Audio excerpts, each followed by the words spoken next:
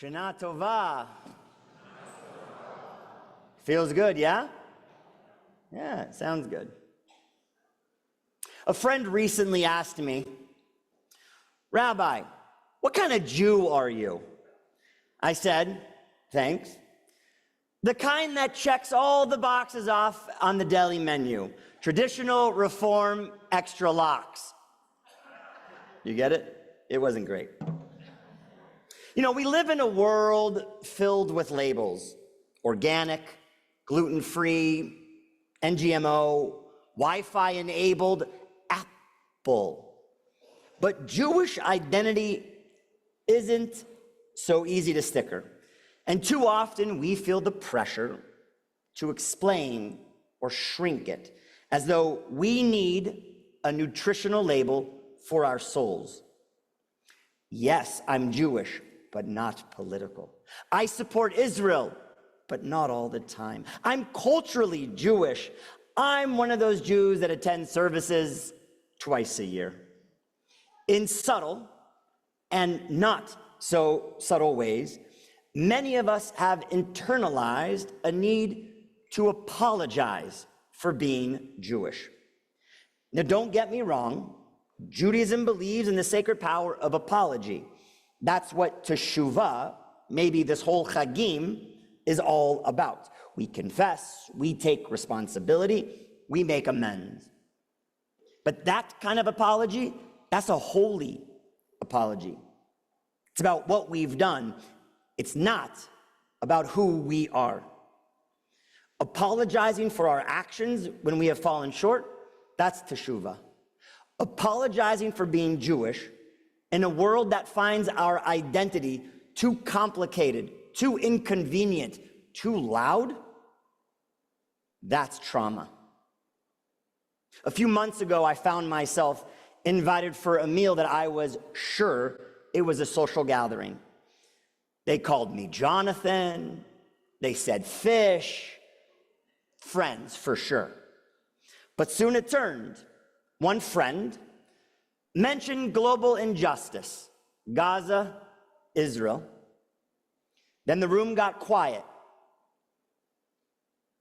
And I felt that all too familiar stare. The implicit question, Rabbi, what do you think? As if I alone bore the weight of history, of politics, of suffering, of headlines. And I remember that strange instinct to want to say something that would make everybody around the whole table feel more comfortable. Something like, I support peace. I just want justice for everybody. I'm not extreme.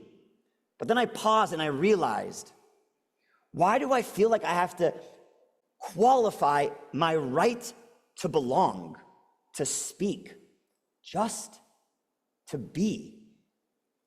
How many of us have had moments just like that, where we downplay our Jewishness at work, where you hide your Judaism maybe when you're traveling, where you say, I'm Jewish, but then you rush to explain really what that means. This, friends, is the spiritual cost of anti-Semitism. Not just the physical danger, but the real erosion of our traditional pride, of our internal pride. In Parshat Vayishlach, we find Jacob, Yaakov, on the eve of facing his brother Esau. He is scared.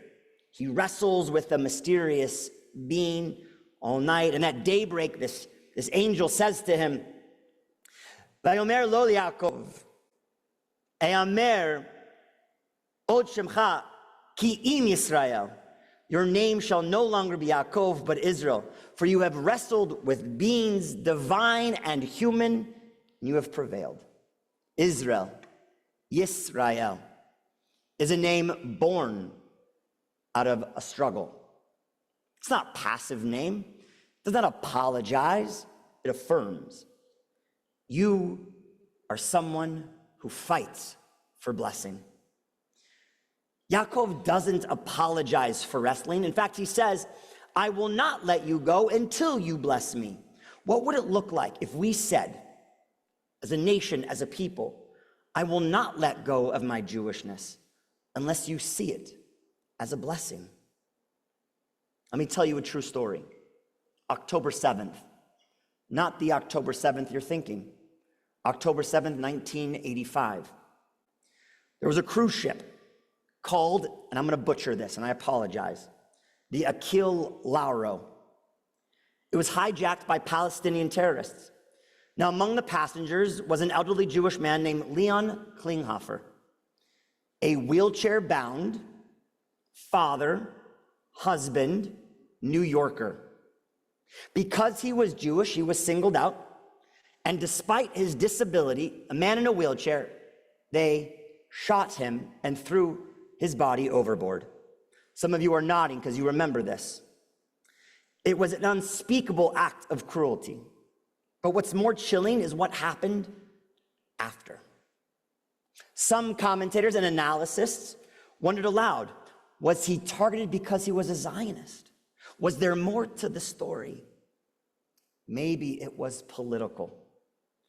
As if being Jewish somehow came with a caveat, an explanation required before mourning could even begin. Leon Klinghoffer, Zichrona Livracha, wasn't armed. He wasn't a diplomat. He was simply a Jew. His life mattered. His death should have outraged the world, but instead, the world demanded context. For 40 years after the 1972 Munich Olympics, the IOC, International Olympic Committee, refused to hold a moment of silence for 11 Israeli athletes murdered by terrorists. Families of the victims, especially Anki Splitzer and Ilana Romano, widows of two of the athletes, they campaigned tirelessly. In 2012, the London Games, the IOC once again declined. Many urged the widows, move on, stop making things so political. But Ilana Romano stood up publicly and declared, "We will never apologize for demanding dignity for our husbands. We will never stop reminding the world that they were murdered because they were Jews." Her insistence wasn't comfortable. It wasn't easy, but it was powerful. And in 2021, at the Tokyo Games, thanks to their relentless courage, the IOC finally held the long-denied moment of silence. For nearly 50 years, Ilana Romano refused to shrink her Jewish identity or her pain to make the world feel more comfortable. Her persistence shows us what it means to be truly unapologetically Jewish, demanding truth, memory, and dignity, even when the world resists hearing it. And this is where the shofar comes in. The shofar is not subtle. It's not quiet. It does not say, "I'm so sorry if my blast offends your ears. I'm just trying to be nuanced."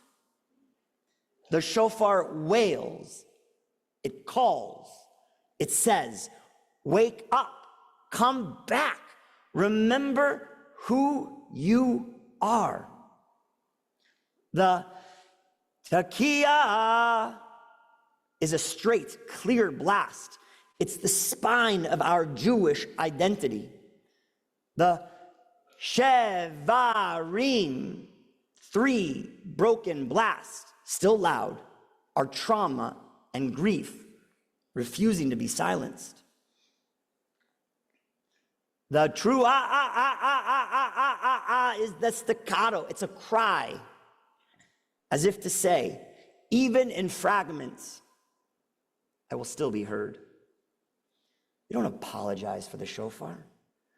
Why should we apologize for the soul it speaks for? And if we are to do teshuvah this year, let it not be for standing too tall, but for shrinking ourselves in the face of fear. Not for saying too much, but for saying too little. Not for being too Jewish, but for hiding the beauty of our faith. We are the children of Abraham and Sarah, of Moshe and Miriam, of Rabbi Akiva, of Golda Meir. We are the grandchildren of exiles who never stopped lighting candles. We are the descendants who sang Am Yisrael Chai in the camps, the gulags, the forests, in the streets. When I think about being unapologetically Jewish, my mind goes to one of the most surprising figures of all in Torah, Hagar. She was not Jewish, an Egyptian maidservant outside the covenant, yet her story presses us to ask what it really means to hold fast to Jewish destiny. In Genesis 21, after Sarah insists that Abraham send Hagar and Ishmael, her son, away, Hagar finds herself in the wilderness with nothing left. Her son is dying of thirst, and she cries out. And then something astonishing happens. God hears the boy's cry. God responds to one who's not even part of the covenant, as God should do. Hagar is also the very first in Torah to give God a name. In Genesis 16, she calls God El Roi, the God who sees me. Imagine that.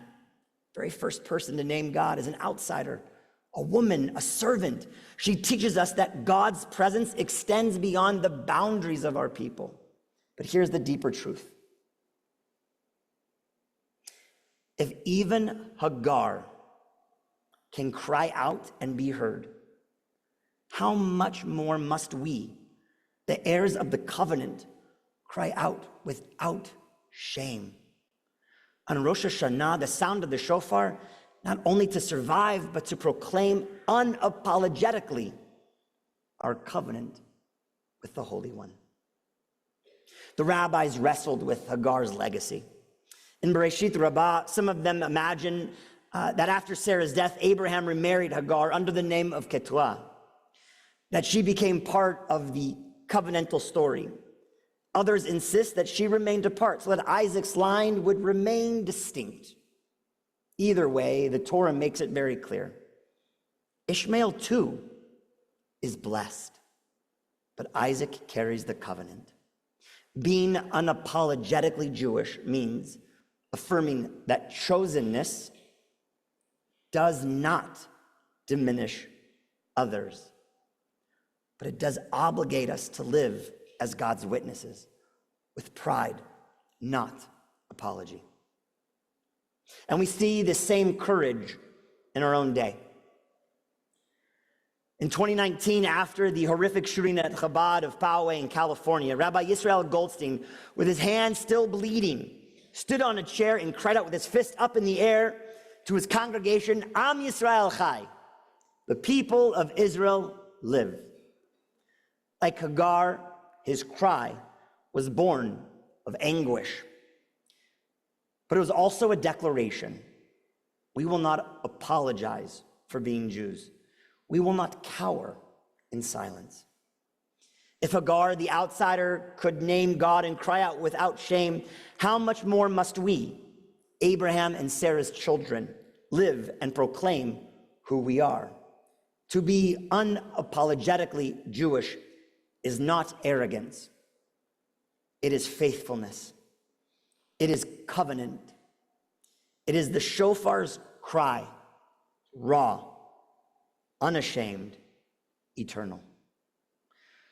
So what do we do now after the reminder of the power of the shofar? Wear your Jewish identity proudly. If you haven't bought your grandchildren or your children a Magen David, maybe their Hebrew name in a necklace, this is the year to do it. Take pride in who you are. Speak clearly about anti-Semitism. Don't let people redefine our pain. If it's a friend who says something that's anti-Semitic, you stop them, you correct them with love. If it's a coworker, you stop them and correct them.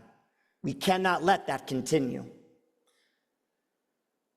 Teach our children, your grandchildren, teach your children that being Jewish is one of the greatest gifts of all. It's not a burden. Let's cherish this matana. Let's cherish this gift. And lastly, we must love each other. The world has enough people ready to criticize us. Let us be the ones to really embrace one another. And most importantly, let us stop apologizing for who we are. This year, let the sound of the shofar ring in our ears as a declaration. We are here. We are Jewish, and we are proud. Not because we are perfect, not because we agree on everything, not because we are a part, but because we are a part of something eternal. And this year, maybe for the first time, we say, I am unapologetically Jewish, and I don't need to explain that to anyone. Shana Tova. May this be a year of pride, of healing, and of wholeness. Am Yisrael Chai.